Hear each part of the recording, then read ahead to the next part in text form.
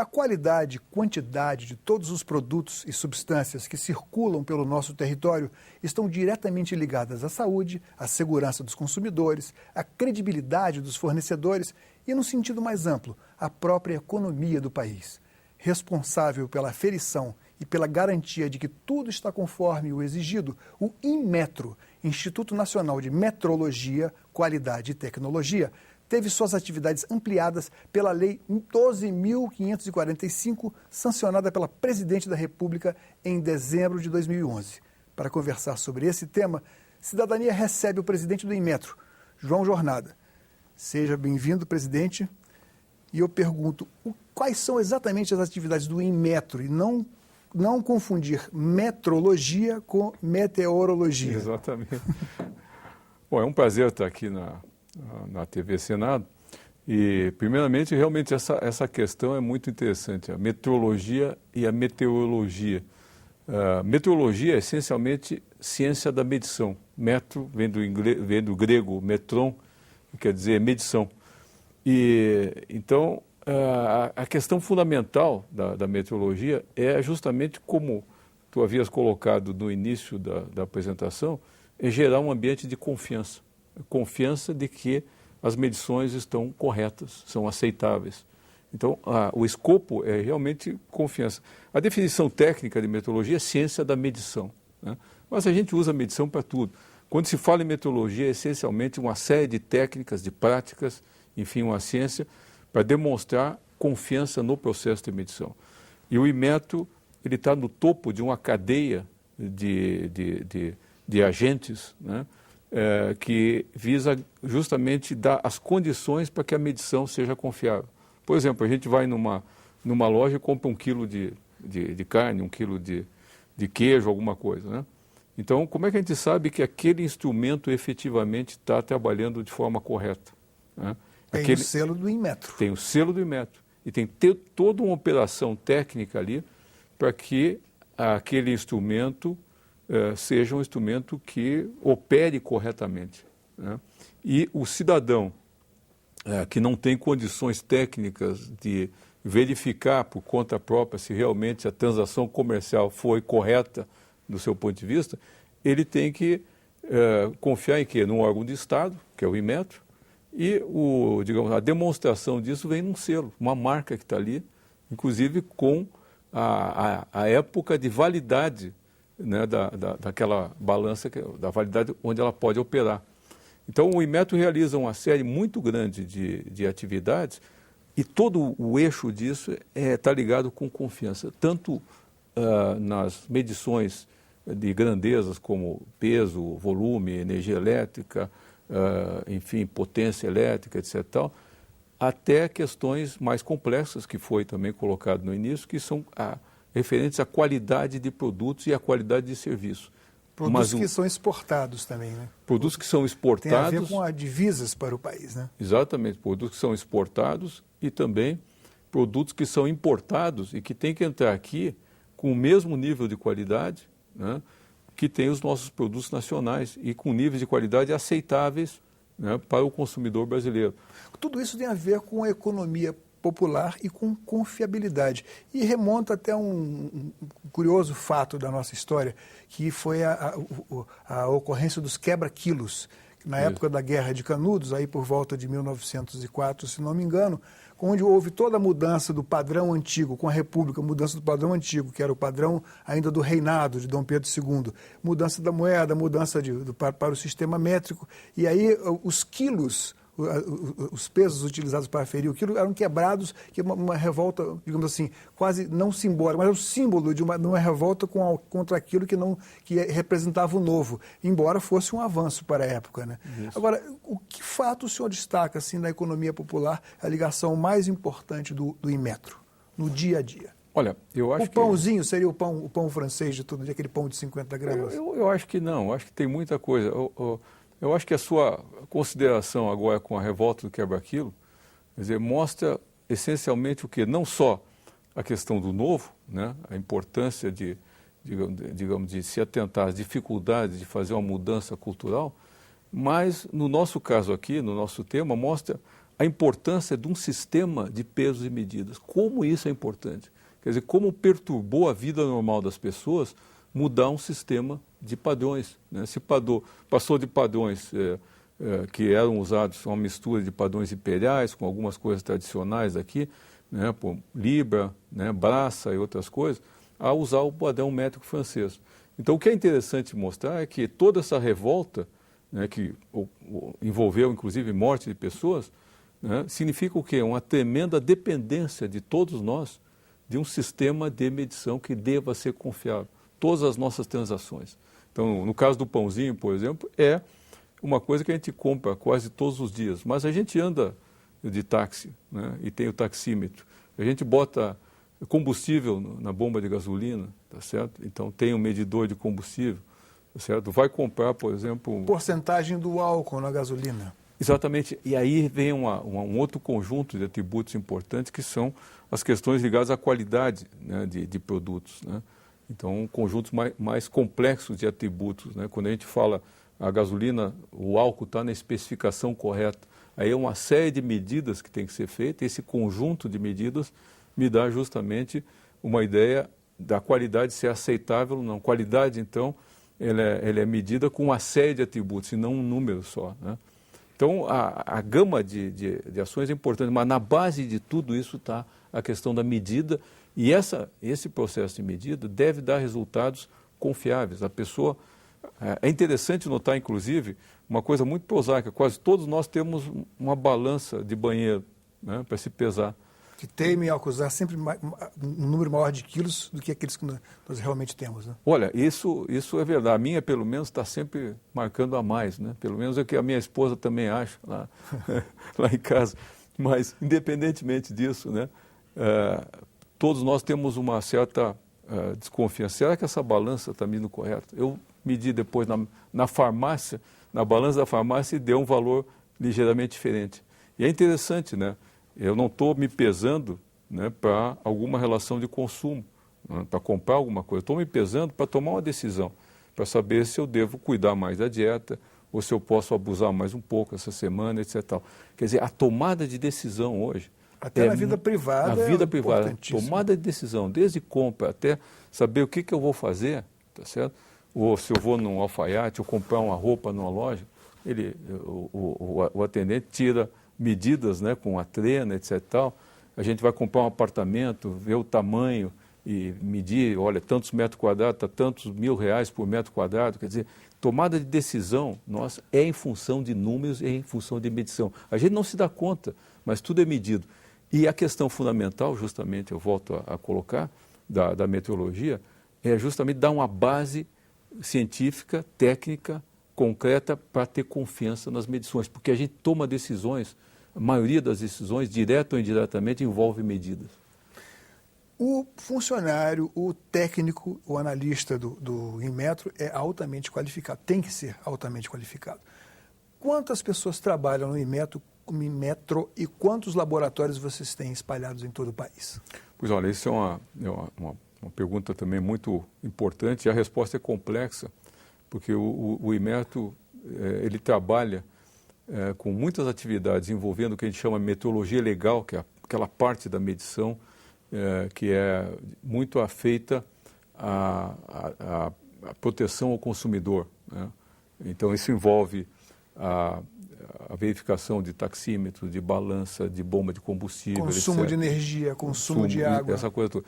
E isso aí é feito muito através de órgãos delegados, órgãos estaduais, que são os IPENs, Institutos de Pesos e Medidas, e que trabalham como uma função delegada do Inmetro. É como se o Inmetro estivesse lá. Então, o Inmetro é responsável pelos equipamentos, pela infraestrutura toda, e o Estado, cada um dos estados, entra com o pessoal, né? Então, essa rede toda, né, o Inmetro, os funcionários diretamente ligados ao Inmetro, mais essa rede de órgão delegado, dá mais ou menos cerca de 7.000 pessoas em todo o país. Boiapoque é o Chuí, né? E de que maneira o avanço tecnológico, as novas máquinas, os novos equipamentos demandam mão de obra mais avançada do que era esperado antigamente? Essa é outra questão realmente muito interessante. E eu diria o seguinte, tem dois vieses aí muito importantes. Elas demandam sofisticação muito no sistema de proteção ao consumidor. Por exemplo, na área médica, né, todos os termômetros hoje que a gente compra no país, eles, de certa maneira, eles são verificados pelo Inmetro. Tem um selinho do Inmetro. Por que é importante isso? Porque isso aí tem um impacto na saúde. Se eu vou medir a minha temperatura e o resultado está errado, eu posso estar com febre e não vou ao médico, ou vice-versa. Né? Eu posso estar sem febre e aparentar que eu esteja com febre. Então, vou tomar a decisão de ir ao médico ou não. Né? Então, esse número de equipamentos ligados à saúde, por exemplo, o esfigmomanômetro, um medidor de pressão arterial. Isso é um aparelho mecânico, quer dizer, tem aparelhos eletromecânicos, mas a base dele é mecânica. Os digitais também, a base é mecânica que pressiona aqui as artérias para saber. O sistema digital dele é um componente, mas o caroço, o coração do instrumento é essencialmente um dispositivo mecânico. E ele tem desgaste, tá certo? Tem problemas. Então, frequentemente, ele precisa ser recalibrado. E esse é um aparelho também que é verificado compulsoriamente pelo Inmetro. Dois exemplos. O pardal, o pardal trânsito, e um outro exemplo, o etilômetro. O etilômetro, comumente conhecido como bafômetro. Exatamente. E isso aí são coisas importantes, né? Tomar a decisão de multar a pessoa ou não multar. Quem os afere? Os dois? O Inmetro. E aí através de delegação ou de pessoal próprio? As duas coisas. Tem um processo que é feito por delegação e tem um outro processo que é feito por pessoal próprio, principalmente no que a gente chama de aprovação de modelo. Então, para a gente ter um instrumento usado em transações comerciais ou na área de saúde, duas coisas são importantes. Primeiro, uma verificação periódica desse instrumento para ver se ele está funcionando, porque com o tempo pode descalibrar. E a outra coisa é o seguinte, é aprovar o modelo em si, quer dizer, ver se a estrutura de funcionamento do sistema de medição tem a robustez necessária para, uma vez calibrado, ele apresentar um bom funcionamento durante um tempo razoável, por exemplo, 1 ano, 2 anos, 3 anos. Então, o Inmetro ele tem que aprovar o modelo. Então, ele analisa todo o equipamento, vê como é que ele funciona, submete a vários tipos de teste em temperatura diferente, né, num regime de uso forçado, e ver se o equipamento está ok. Isso varia de acordo com a região também, né? Isso varia com a região mais fria, onde há mais altitude. Mas aí o Inmetro simula essa situação toda nos seus laboratórios. E depois, periodicamente, esse sistema de aferição pode ser feito pelos IPENs. Agora, a outra coisa, a outra questão importante na sua pergunta, que é muito relevante, né? A questão de sofisticação, tem aparecido muitos instrumentos sofisticados, principalmente com agregação de software, né? Isso leva a demandas muito grandes, né? Desafios importantes da meteorologia na incorporação de software, testes especiais para ver se o software está funcionando. Mas a outra área que eu gostaria de comentar, em função da sua pergunta, que envolve uma sofisticação muito grande, é a área de meteorologia aplicada às demandas da ciência, tecnologia e da indústria. Tá certo? Quer dizer, não só o Inmetro trabalha com o consumidor, né, com o cidadão, enfim, mas ele trabalha muito dando apoio às medições precisas que são feitas para a indústria, principalmente em processos altamente sofisticados. Exemplo, por favor. Por exemplo, vou dar um exemplo de um tipo de medida que pode ser muito simples, né? Uma medida de dimensão. Pega uma peça, por exemplo, de 100 milímetros, que é uma junta homocinética. Qualquer carro tem uma junta dessa. Então, é uma peça que é produzida em larga escala, né? Essa peça é toda entrecortada e tem um perfil bastante complexo, e o nível de tolerância dimensional ali está da ordem de 5 milésimo de milímetro.